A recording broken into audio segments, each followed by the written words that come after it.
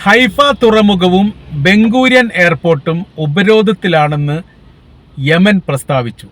Senna airport കേന്ദ്രീകരിച്ചുകൊണ്ട് Israel നടത്തിയിരിക്കുന്ന വ്യോമാക്രമണത്തോടനുബന്ധിച്ച് പ്രതികരിക്കുകയാണ് യമൻ. വളരെ അടിയന്തരപരമായ രീതിയിൽ തന്നെ തിരിച്ചടി ഉണ്ടാകുമെന്നും ഈ രണ്ട് മേഖല തങ്ങളുടെ ലക്ഷ്യത്തിലുള്ളതാണ് എന്നതിനാൽ ഇവിടേക്ക് ഹൈഫ തുറമുഖം കേന്ദ്രീകരിച്ച് വരുന്ന കപ്പലുകൾ അത് ഒഴിവാക്കണമെന്നും അതോടനുബന്ധിച്ച് തന്നെ ബെൻഗൂരിയൻ എയർപോർട്ടിനെ കേന്ദ്രീകരിച്ച് കൊണ്ടുവരുന്ന വിമാന കമ്പനികൾ വിമാന സർവീസ് നിർത്തിവെക്കണമെന്നും ഈ വഴി യാത്ര ചെയ്യുന്നവർ ഇതിൽ നിന്ന് ഒഴിവാക്കണമെന്നുള്ള ഒരു മുന്നറിയിപ്പാണ് യമൻ്റെ ഭാഗത്തു നിന്ന് ഇപ്പോൾ ഇസ്രായേലിന് ലഭിച്ചിരിക്കുന്നത്.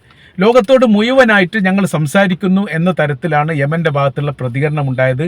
ഈ രണ്ട് മേഖല വളരെ അടിയന്തരമായ രീതിയിൽ തങ്ങൾ ഉപരോധം ഏർപ്പെടുത്തിയിരിക്കുന്ന മേഖലയാണ് എന്നതിനാൽ വരവും പോക്കും അടക്കമുള്ള എല്ലാ സംവിധാന കാര്യങ്ങളും ഒഴിവാക്കണമെന്നും അപകടം ഒഴിവാക്കാൻ വേണ്ടിയുള്ള ഒരു മുന്നറിയിപ്പാണ് തങ്ങൾ നൽകുന്നത് എന്ന തരത്തിലുമാണ് യമൻ്റെ ഭാഗത്തുള്ള പ്രതികരണം ഉണ്ടായത്. ഇത് അക്ഷരാർത്ഥത്തിൽ ഇസ്രായേലിനെ വല്ലാത്ത രീതിയിൽ ഞെട്ടിപ്പിച്ചിരിക്കുന്ന കാര്യമാണ്. കാര്യം അവർ സ്വാതന്ത്ര്യത്തിന് ശേഷം പറയുന്ന കാര്യം ഇങ്ങനെയാണ്. 1948 ഇസ്രായേൽ സ്വാതന്ത്ര്യമായതിനു ശേഷം ഒരു ചെറിയ കുഞ്ഞു രാജ്യം ഇസ്രായേൽ എന്ന് പറയുന്ന രാജ്യത്തെ ഭീഷണിപ്പെടുത്തി നിർത്തുക എന്ന് പറയുന്നത് ഒരിക്കലും അവർക്ക് അംഗീകരിക്കാനോ ഉൾക്കൊള്ളാനോ പറ്റാത്ത വിധമാണ്. യമനെ സംബന്ധിച്ചിടത്തോളം ശക്തമായിരിക്കുന്ന ഹൈപ്പർസോണിക് മിസൈലിൻ്റെ ഒരു കലവറ തന്നെ അവരുടെ കൈവശത്തിലുണ്ട് എന്നതിനാൽ ഏത് നിമിഷവും തങ്ങളുടെ രാജ്യത്തെ കേന്ദ്രീകരിച്ചുകൊണ്ട് ഒരു അക്രമം വരും എന്ന് പറഞ്ഞിട്ടുണ്ടെങ്കിൽ തീർച്ചയായിട്ടും അത് വരാറുണ്ട്. അതിൻ്റെ ഒരു ഭയപ്പാടുമുണ്ട്.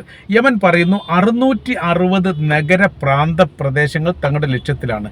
ഇസ്രായേലിൻ്റെ അകത്തുള്ള നഗരത്തിലും ഗ്രാമത്തിലും അടക്കമുള്ള സംവിധാനങ്ങൾ നോക്കുന്ന സമയത്ത് ഏറെക്കുറെ 660ഓളം മേഖല തങ്ങളുടെ ലക്ഷ്യത്തിലാണെന്നും ഈ ലക്ഷ്യത്തെ കേന്ദ്രീകരിച്ചുകൊണ്ട് വ്യത്യസ്ത സമയങ്ങളിലും സാഹചര്യങ്ങളിലും അവസരോചിതമായ രീതിയിൽ തങ്ങൾ ആക്രമിക്കുമെന്നാണ് മുന്നറിയിപ്പ്.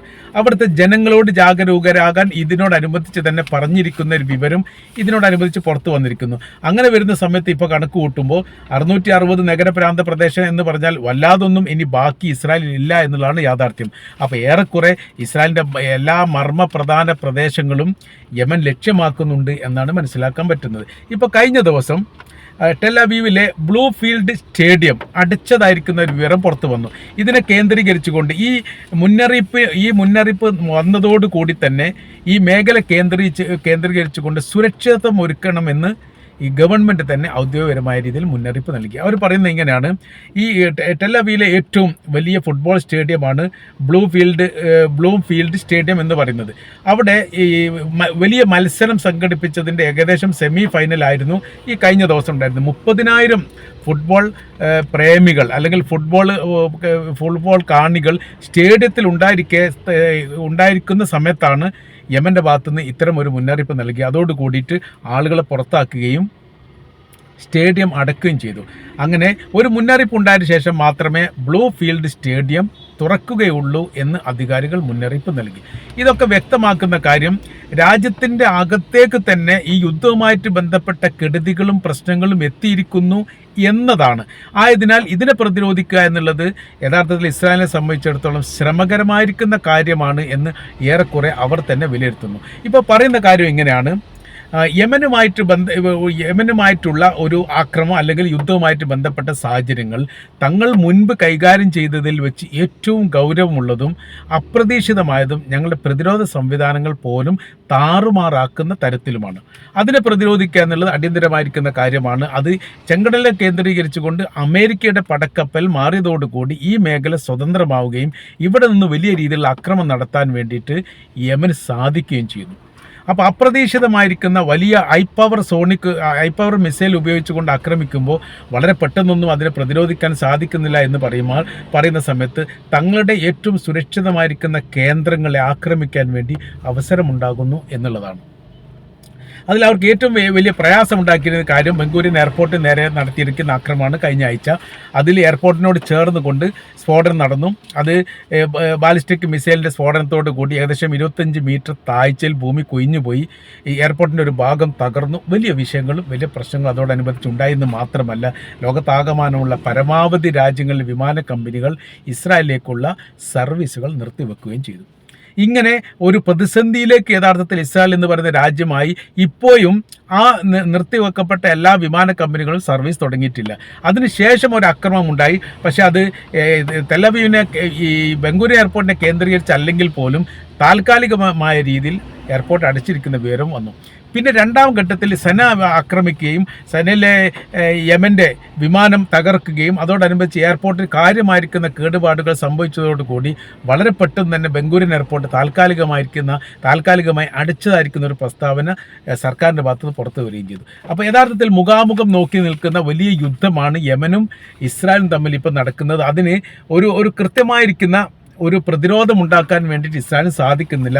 3-4 ഘട്ടത്തിൽ അമേരിക്കയുടെ സഹായം ഈ കാര്യവുമായിട്ട് ബന്ധപ്പെട്ട് ഇസ്രായേൽ തേടിയിട്ടുണ്ട്. ആ സമയത്തൊക്കെ അമേരിക്ക ഒഴിഞ്ഞു മാറുകയാണ് ചെയ്തത്. അവർ പറയുന്ന കാര്യം യമനുമായിട്ടുള്ള കരാർ വ്യവസ്ഥ റദ്ദാക്കിക്കൊണ്ട് ഈ മേഖലയിൽ അവർ വീണ്ടും വിന്യസിക്കണം എന്നുള്ളതും അതോടൊപ്പം തന്നെ ഇസ്രായേലിനെ ആക്രമിക്കുന്ന മിസൈലുകളെ ചെങ്കടലിൽ വെച്ച് തന്നെ പ്രതിരോധിച്ചുകൊണ്ട് തങ്ങളെ സുരക്ഷിതത്വം ഉറപ്പുവരുത്തണമെന്നാണ് ഇസ്രായേൽ അമേരിക്കയോട് ആവശ്യപ്പെട്ടത്. എന്നാൽ അമേരിക്കയെ സംബന്ധിച്ചിടത്തോളം അവരുടെ സുരക്ഷിതത്വം തന്നെ വലിയ ഭീഷണിയാണ്. അവരുടെ നിലനിൽപ്പിനെ തന്നെ സാരമായിട്ട് ബാധിച്ചതുകൊണ്ടാണ് അവർ വളരെ രഹസ്യമായ രീതിയിൽ ഒരു കരാർ വ്യവസ്ഥ യമനുമായിട്ടുണ്ടാക്കിയ താല്പര്യപൂർവ്വം ഉണ്ടാക്കിയതല്ല, മറ്റൊരു ഗതിയുമില്ലാതെ ഉണ്ടാക്കിയതാണ് എന്നാണ് ഏറ്റവും ഒടുവിൽ ഒമാൻ്റെ ഭാഗത്തു നിന്ന് മനസ്സിലാക്കാൻ വേണ്ടി പറ്റും. ഒമാൻ ആ കാര്യങ്ങൾ പറഞ്ഞിട്ടില്ലെങ്കിൽ പോലും വല്ലാത്ത രീതിയിലുള്ള പ്രതിസന്ധിയും സാമ്പത്തിക നഷ്ടവും അഭിമാനക്ഷതവും ഈ ചെങ്കടലുമായി ബന്ധപ്പെട്ട് അമേരിക്ക അനുഭവിക്കുന്നു. മറ്റൊരു രാജ്യത്തിലെ വിഷയത്തിൽ ഇടപെടാൻ പോലും സാധിക്കാത്ത വിധം ഒരു വർഷമായി അവിടെ തളച്ചു കെട്ടിയിരിക്കുകയാണ് ചെങ്കടൽ. എന്നാൽ എന്തെങ്കിലും മുന്നേറ്റമുണ്ടോ? ഒരു മുന്നേറ്റമില്ലാതെ മാത്രമല്ല, ലോകരാജ്യങ്ങൾ തങ്ങൾക്കുള്ള വിശ്വാസം നഷ്ടപ്പെടുന്ന രീതിയിലാണ് ഓരോരോ നിമിഷവും കഴിഞ്ഞു പോകുന്നത്. ആയതിനാൽ എന്ത് ചെയ്യണം? ആ പ്രശ്നങ്ങൾ അവസാനിക്കാൻ വേണ്ടി കരാർ വ്യവസ്ഥ ഉണ്ടാക്കും. ഈ കരാർ വ്യവസ്ഥയാണ് ഇസ്രായേലിനെ സാരമായിട്ട് ബാധിച്ചത്. ചെങ്കടലിനെ കേന്ദ്രീകരിച്ചുകൊണ്ട് അവരിപ്പോൾ സ്വൈര്യവിഹാരം നടത്തുന്ന തരത്തിലാണ് യമനികൾ ഈ മേഖല കേന്ദ്രീകരിച്ചുകൊണ്ട് ഇപ്പോൾ നടക്കുന്നത്. അതുകൊണ്ട് അവർക്ക് ഇഷ്ടമുള്ള സമയത്ത് ആക്രമിക്കുക, അല്ലെങ്കിൽ അവർക്ക് ഇഷ്ടമുള്ള കാര്യങ്ങൾ കൈകാര്യം ചെയ്യുക, അവർക്ക് തൃപ്തി അല്ലാത്ത കപ്പലിന് നേരെ വെടിവെക്കുക, അതല്ലെങ്കിൽ അവരെ പിടിച്ചുകൊണ്ടുപോകുക. ഇങ്ങനത്തെ 200ഓളം കപ്പലിനെ ആക്രമിക്കപ്പെട്ടിട്ടുണ്ട് എന്നാണ് പറയുന്നത്. അതിൽ 30-ലധികം കപ്പലുകൾ കടലിൽ മുങ്ങിപ്പോയിട്ടുണ്ട് എന്ന് പറയുന്നു. അതിൽ കൂടുതലും ഒന്നുകിൽ അമേരിക്കയുടെ, അല്ലെങ്കിൽ യൂറോപ്യന്മാരുടെ, അല്ലെങ്കിൽ ഇസ്രായേലുമായിട്ട് ബന്ധമുള്ളത്. ഇത്തരം കപ്പലുകളാണ് അവർക്ക് നഷ്ടപ്പെട്ടത്. ഏറെക്കുറെ മുഴുവൻ വലിയ സാമ്പത്തിക നഷ്ടം ഈ വിഷയമായിട്ട് ബന്ധപ്പെട്ട് അമേരിക്കക്ക് ഉണ്ടാവുകയും ചെയ്തിട്ടുണ്ട്. അപ്പോൾ ഇപ്പോഴത്തെ നിലവിലെ സാഹചര്യം എന്ന് പറയുന്നത് സന എയർപോർട്ട് ആക്രമിച്ചത് മണ്ടത്തരമായി പോയി എന്നുള്ള ഒരു നിലപാടിലേക്ക് ഇസ്രായേൽ എത്തിയിരിക്കുന്നു. അതിനവർ പറയുന്ന കാര്യം എങ്ങനെയാണ്? അവരുടെ ഭാഗത്ത് നിന്ന് ഇനി ഉണ്ടാകുന്ന തിരിച്ചടികൾ അതിശക്തവും കഠോരവുമായിരിക്കും. ഏത് സമയത്ത് എങ്ങനെയാണ് ഉണ്ടാവുക എന്ന് പറയാൻ പറ്റില്ല. യമൻ്റെ അകത്ത് കയറിയിട്ട് എയർപോർട്ട് തകർത്തത് കൊണ്ടോ വിമാനം തകർത്തത് കൊണ്ടോ അവർക്കെതിരെ യുദ്ധം ചെയ്യുന്ന സൈനികരുടെ ബലമോ ശക്തിയോ ഇല്ലാതാക്കാൻ വേണ്ടി സാധിക്കില്ല. യഥാർത്ഥത്തിൽ ഒരു വർഷത്തോളം സൂക്ഷ്മമായ രീതിയിൽ നിരീക്ഷിക്കുകയും പരിശോധന നടത്തുകയും ചെയ്ത് അവരുടെ യമനികളുടെ കൈവശത്തിലുണ്ടായിരിക്കുന്ന ആയുധത്തെക്കുറിച്ചും അവർ ഒളിപ്പിച്ചു വെച്ചിരിക്കുന്ന ആയുധ സംവിധാനത്തെക്കുറിച്ചുമെല്ലാം വലിയ രീതിയിലുള്ള പരിശോധനകളൊക്കെ അമേരിക്ക രഹസ്യമായിട്ട് തന്നെ നടത്തിയിട്ടുണ്ട്. അമേരിക്കയുടെ ചാരസംഘവും യമനിൽ പ്രവർത്തിച്ചിട്ടുണ്ട്. ഇങ്ങനെയൊക്കെ ആയിട്ട് പോലും യഥാർത്ഥത്തിൽ സൈനികപരമായിരിക്കുന്ന ബലക്ഷയം ഉണ്ടാക്കാൻ വേണ്ടിയിട്ട് യഥാർത്ഥത്തിൽ അമേരിക്കക്ക് സാധിച്ചിട്ടില്ല. ഇത് വലിയ രീതിയിലുള്ള ആഘാതമാണ്. ഇപ്പോൾ പറയുന്ന ഇസ്രായേൽ ഈ എയർപോർട്ട് ആക്രമിച്ചു, വിമാനം പൊട്ടിത്തെറിച്ചു, വിമാനത്തിന് തീ പിടിച്ചു, ആൾനാശ കാര്യങ്ങളൊന്നും റിപ്പോർട്ട് ചെയ്തിട്ടില്ല. അതുകൊണ്ട് എന്ത് നേടി എന്ന ചോദ്യത്തിന് ഉത്തരം പറയാൻ വേണ്ടി സാധിക്കുന്നില്ല. കാര്യം ലോകത്തിന് മുഴുവനും അറിയാം യമൻ യുദ്ധത്തിലാണ്. യമൻ ഒരു സാമ്പത്തിക പ്രയാസമുള്ള അല്ലെങ്കിൽ ദരിദ്ര രാജ്യത്തിൻ്റെ ലിസ്റ്റിലാണ് യമൻ ഉള്ളത്. അവർ യുദ്ധമുഖത്താണ് എന്നതിനാലും സാമ്പത്തികപരമായ രീതി വലിയ അഭിവൃദ്ധിയും വലിയ മുന്നേറ്റവും ഉണ്ടാക്കാൻ വേണ്ടിയിട്ട് യമൻ സാധിച്ചിട്ടില്ല. അങ്ങനത്തെ ഒരു രാജ്യത്തിൽ നിന്നാണ് വലിയ സാമ്പത്തിക മുന്നേറ്റവും സൈനിക ബലവും ശക്തിയും മാത്രമല്ല ആയുധ നിർമ്മാണവും നിർമ്മിച്ച ആയുധങ്ങൾ വിൽപ്പന ചെയ്യുകയും ചെയ്യുന്ന ഒരു സാഹസിക രാജ്യത്തിൻ്റെ പേരാണ് ഇസ്രായേൽ എന്ന് പറയുന്നത്. ആ രാജ്യവുമായിട്ടാണ് ഇപ്പോൾ യുദ്ധം ചെയ്യുന്നത്. എന്നിട്ട് പോലും അവർക്ക് അതിജീവിക്കാൻ വേണ്ടി സാധിച്ചിട്ടില്ല. വളരെ പെട്ടെന്ന് തന്നെ ആക്രമിച്ചു, വളരെ പെട്ടെന്ന് തന്നെ അവരുടെ വിമാനം തിരിച്ചു വന്നു, സുരക്ഷിതമായ രീതി ഞങ്ങളുടെ രാജ്യത്ത് ഇറങ്ങി എന്നാണ് പറയുന്നത്. എന്നാൽ ആ രാജ്യത്ത് കയറിയതിന് ശേഷം രാജ്യത്തിലെ സൈനികർ അവരുടെ ആയുധ സംവിധാന കാര്യങ്ങൾക്ക് നേരെ ഒരു ആക്രമണം നടത്താൻ വേണ്ടി അവർക്ക് സാധിക്കാത്ത വിധം വളരെ പെട്ടെന്ന് തിരിച്ചു പോരേണ്ട ഒരു സാഹചര്യം ഉണ്ടായി എന്ന് പറയുമ്പോൾ ഈ യമൻ്റെ അതിർത്തി കയറിയിട്ട് വന്നിരിക്കുന്ന വിമാനത്തെ ആക്രമിക്കാനുള്ള എല്ലാ സംവിധാന തയ്യാറെടുപ്പുകളും നടത്തുന്നതിനിടയിലാണ് ഇസ്രായേലിൻ്റെ വിമാനം തിരിച്ചു പോകുന്നത് എന്നാണ് പറയപ്പെടുന്നത്. അപ്പോൾ അത് സ്ഥിരീകരിക്കപ്പെട്ട റിപ്പോർട്ടായിട്ടൊന്നും പറഞ്ഞില്ല. ഇപ്പോൾ എന്ന് പറഞ്ഞാൽ പല റിപ്പോർട്ടുകളും ഈ ഇസ്രായേൽ മൂടി വെക്കുന്നുണ്ട്. പിന്നെ ചില റിപ്പോർട്ടുകളൊക്കെ സോഷ്യൽ മീഡിയയിലൂടെയാണ് പുറത്തു വരുന്നത്. സാധാരണക്കാരെടുക്കുന്ന ഫോട്ടോകളും വീഡിയോകളും അതുമായിട്ട് ബന്ധപ്പെട്ട കാര്യങ്ങൾ പുറത്തു വരുന്നതിൻ്റെ അടിസ്ഥാനത്തിലാണ് യുദ്ധത്തിൻ്റെ സാഹചര്യങ്ങളും കാര്യസ്ഥിതികളൊക്കെ കൃത്യമായി മനസ്സിലാക്കാൻ പറ്റുന്നത്. പ്രത്യേകിച്ച് ഗസ കേന്ദ്രീകരിച്ചുകൊണ്ട് വല്ലാത്ത വിവര കാര്യങ്ങളൊന്നും ഇപ്പോഴും പുറത്തു വരുന്നില്ല.